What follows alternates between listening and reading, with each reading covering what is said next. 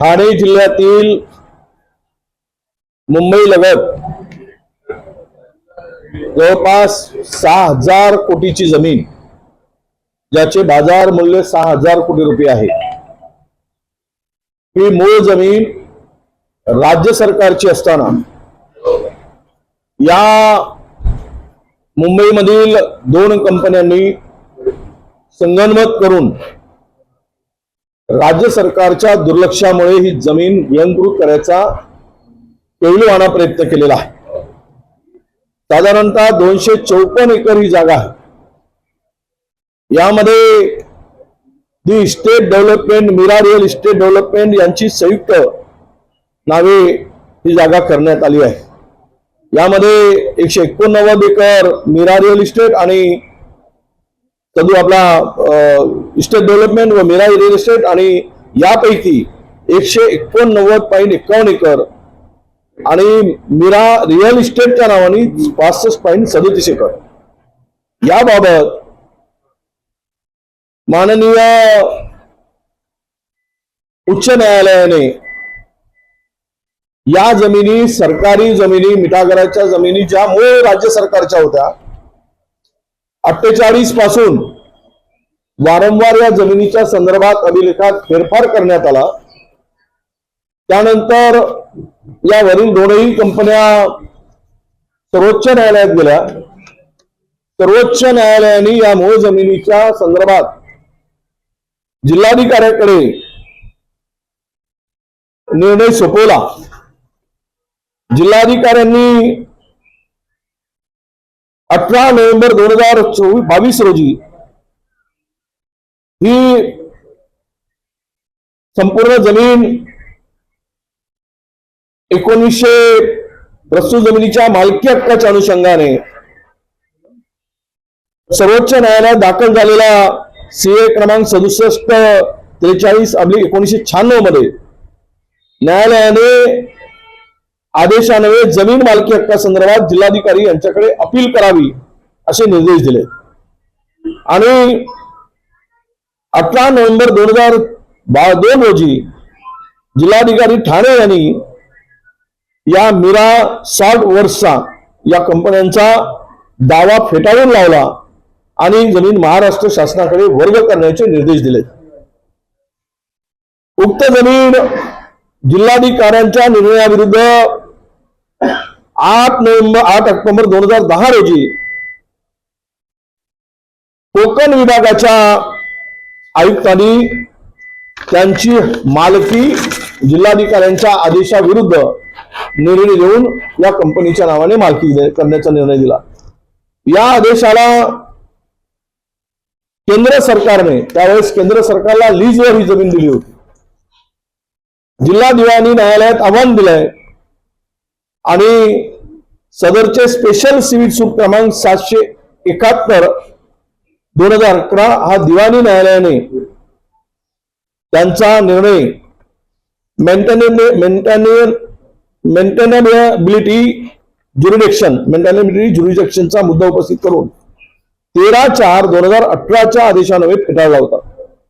आता उक्त जमीन 2018 आदेशाविरुद्ध सदर जमीन कंपनीने उच्च न्यायालयामध्ये अपील दाखल केली आणि दुर्दैवानं 6,000 कोटीची मूळ मालकी असलेली ही जमीन राज्य सरकारच्या संगनमतामुळे,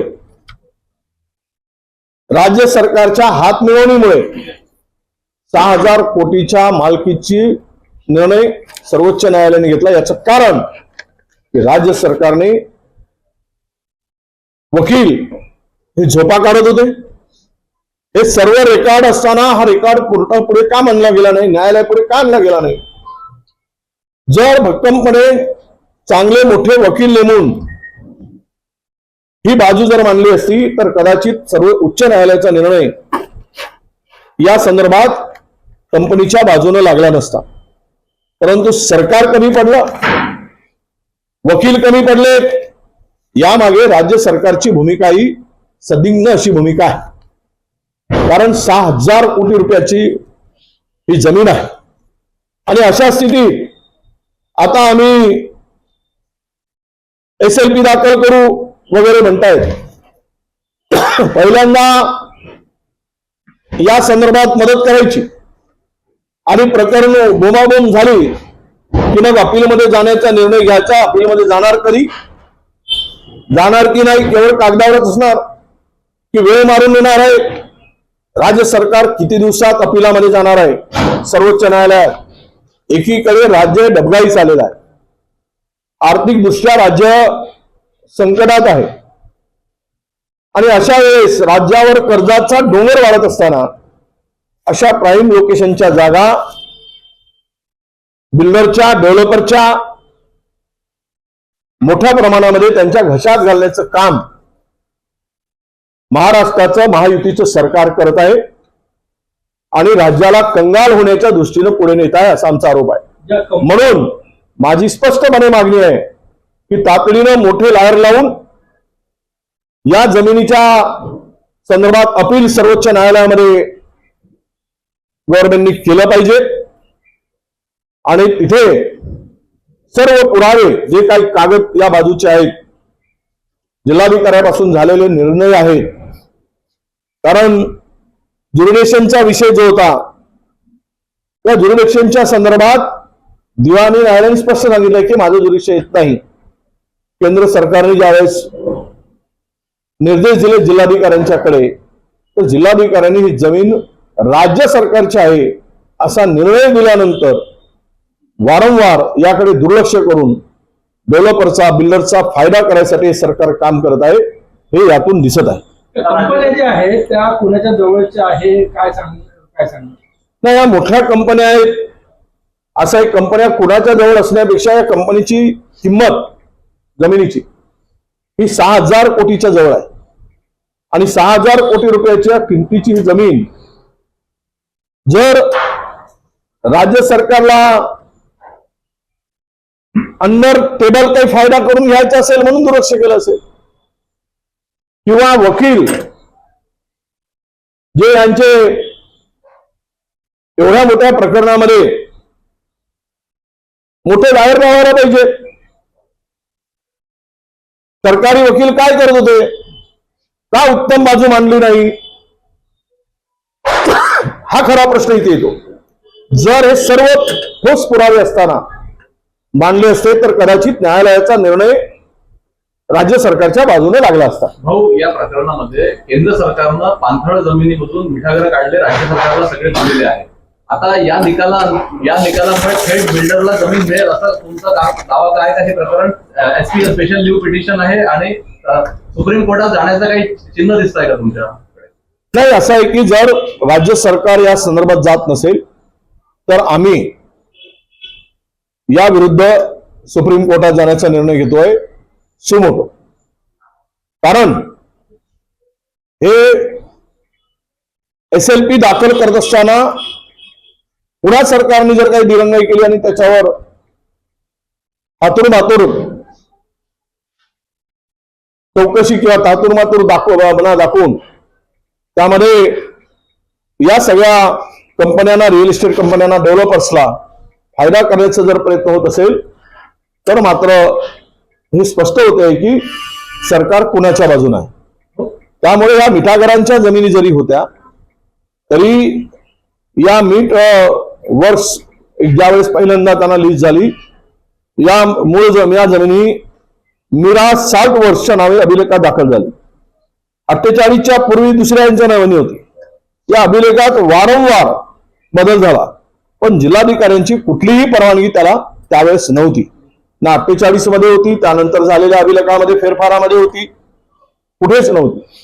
म्हणूनच सर्वोच्च न्यायालयाने निर्देश दिल्यानंतर मालकी ठरवण्यासंदर्भात जिल्हाधिकाऱ्यांच्या अध्यक्षतेखाली एका समितीने सर्व अभ्यास करून ही जागा राज्य सरकारच्या मालकीची ठरवली होती आणि तो आदेश कायम होता. त्याविरुद्ध कोकण विभागाच्या आयुक्ताकडे ते अपील गेलं. त्या कोकण विभागाच्या आयुक्तांनी तत्कालीन त्या विरुद्ध निर्णय दिला. निर्णय दिल्यानंतर ते पुन्हा प्रकरण राज्य सरकारने लावून धरायला पाहिजे होतं. राज्य सरकारने लावून धरलं नाही आणि वेळकाळूपणा या सगळ्या प्रकरणामुळे झाल्यामुळे आज ही जमीन राज्य सरकारच्या हातून जाते आहे आणि प्रचंड नुकसान या सरकारचं होत आहे असं माझं मत. शरद पवार गटाचे प्रवक्ते विलास कशामुळे झाली मला माहिती नाही, पण असं आहे की एखाद्या व्यक्तीला त्यांचं मत मानत असताना त्या विरुद्ध असे प्रकार करणं म्हणजेच लोकशाहीलाच धोका आहे. आणि व्यक्ती स्वातंत्र्य असेल, बोलण्याचं स्वातंत्र्य हिरावून घेऊन आम्ही म्हणू तेच तुम्ही बोलावं अशी अपेक्षा आता राज्यामध्ये काही लोकांची झालेली आहे.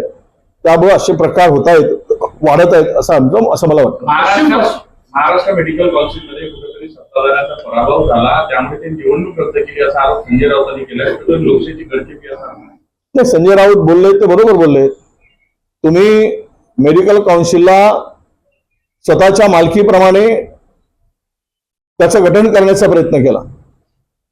जे MCI वर पूर्णतः सरकारचा कंट्रोल होता, सरकारचाच कंट्रोल आहे, परंतु ते साहित्य म्हणून त्यामध्ये इलेक्शन होऊन जी मंडळी तिकडे सिलेक्ट होत होती ते सगळे अधिकार काढून सरकारने आपल्या अधिकारातून माणसं नियुक्त करण्याचा प्रयत्न सुरू केला. आणि मग आपण म्हणू ते पद्धतीनं त्याचं क्वालिफिकेशन आहे का नाही, ते त्यासाठी पात्र आहेत की नाही, पण जिथे तिथे मात्र आपल्या मर्जीतील माणसं नेमण्याचा जो काही गोरखधंदा सुरू केला होता त्याला चपराक ही निश्चित आहे. पश्चिम बंगालमध्ये आज शपथविधी आहे. पहिल्यांदा पश्चिम बंगालमध्ये भाजपचा सरकार स्थापन होते. काँग्रेस विरोधी पक्ष आहे, याच्याकडे कसं बघतोय? काय आहे, बेईमानी करून मिळवलेलं हे सरकार आहे. प्रामाणिकपणे इमानदारीने सरकार आलेलं नाही. 90-92 लाख मतं कमी करत आहे. कोणाची मतं कमी केली?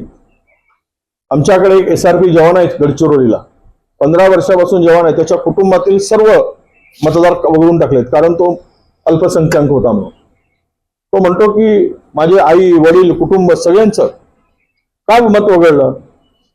अशा पद्धतीनं जर तुम्ही 2.5 लाख CRPF जवान लावताय, SRP लावताय, बॉर्डरची फोर्स वापरताय आणि या निवडणुका बेईमानीने जिंकताय, हे लपून राहिलेलं नाही.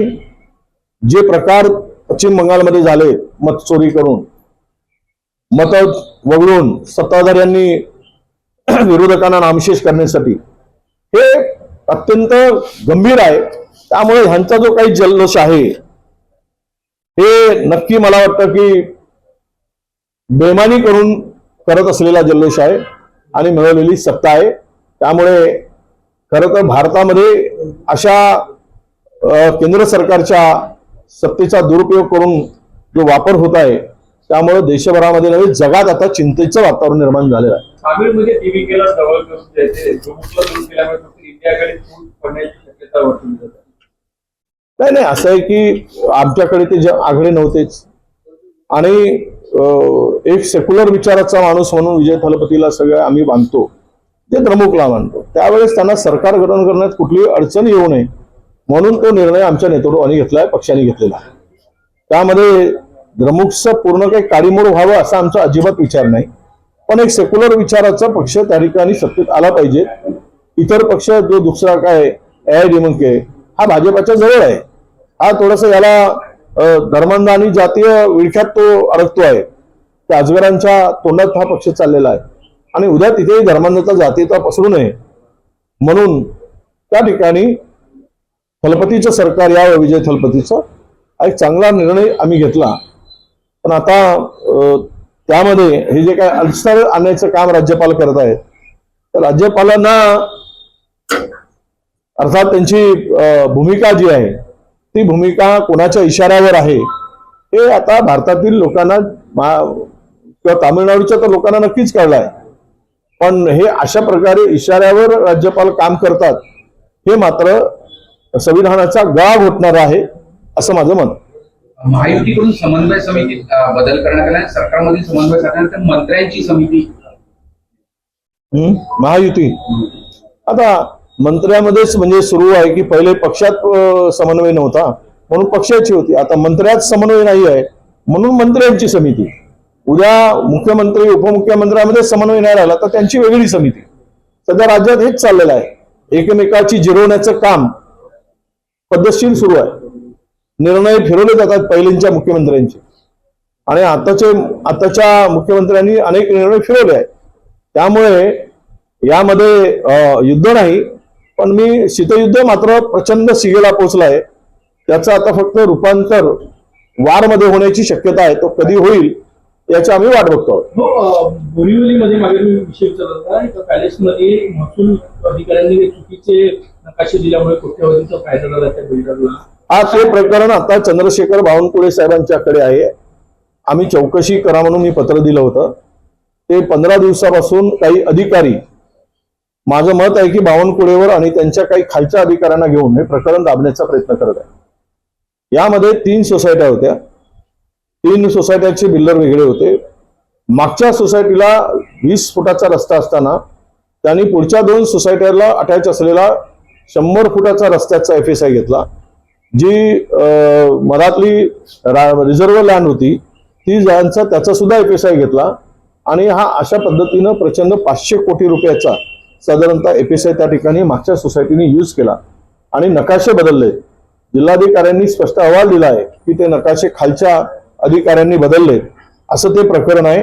मी कालच बावनकुळेजींशी बोललो की त्या प्रकरणावर चौकशी करून एक तर पहिले स्थगिती करा आणि चौकशी करून ज्या पुढच्या सोसायट्यावर अन्याय झाला त्यांचा FSI वापरला गेला, उद्या त्या सोसायट्या रिडेव्हलपमेंटला गेल्या तर त्या ठिकाणी त्यांना FSI मिळणारच नाही. तो सगळा FSI या अधिकाऱ्यांच्या संगनमतामुळे मागची सोसायटी जी आहे त्या सोसायटीनं वापरून घेतला आहे. हे सगळं प्रकरण आहे. अधिकार अभिलेखामध्ये, नकाशामध्ये हे सर्व काही ठिकाणी फेरफार करून हे प्रकरण घडवलेलं आहे. असं हे सगळं आम्ही निदर्शनास आणून दिलं. 94,000 मराठीचे विद्यार्थी 10वीच्या परीक्षेत नापास झालेले आहेत महाराष्ट्रामध्ये. मोठ्या प्रमाणात साहित्यिक आरोप करतात की शिक्षकांना मराठी शिकवता येत नाही, मराठी मुळाक्षर येत नाही, आणि डोनेशन घेऊन प्राध्यापक भरले जातात म्हणून असे दिवस आहे. बघा, आता ज्या शाळेमध्ये मराठी शिकवणारे मास्तर आहेत त्यांचीच पोरं इंग्रजी शाळेत जात आहेत. त्यामुळे ते पोराशी संवाद साधताना इंग्रजी जर वापर करत असतील तर मराठीची अवस्था अशी होणारच आहे. म्हणून खरं तर असा नियमच केला पाहिजे, कोणी असू दे, की ज्या ठिकाणी जो शिक्षक शिकवतो त्याच शाळेमध्ये त्या शिक्षकांचा विद्यार्थी आपला मुलगा असला पाहिजे. हा नियम फार महत्वाचा मला वाटतो. म्हणजे पोराबरोबर इतरांची मुलांचा ते काळजी घेईल आणि मन लावून शिकवू शकेल. पण या मराठीच्या संदर्भात मात्र अनास्था चालली आहे. सरकारची चालली, तशी शिक्षकांची चालली आहे, मराठीची गळचेपी चाललीच. कारण त्याकडे आपण सगळे बघितलं की राजकीय हेतून न बघता साहित्यिकांचं म्हणणं जे आहे तो तरी विचार करून राज्य सरकारने पुढचं पाऊल टाकलं पाहिजे. हे होणारं नुकसान इतकं प्रचंड मोठ्या प्रमाणात विद्यार्थ्यांचं होते आणि विद्यार्थी एवढ्या मोठ्या प्रमाणात नापास होत आहेत, त्याकडे गांभीर्याने बघण्याची गरज आहे आणि ते सरकार बघेल असं मला वाटतं.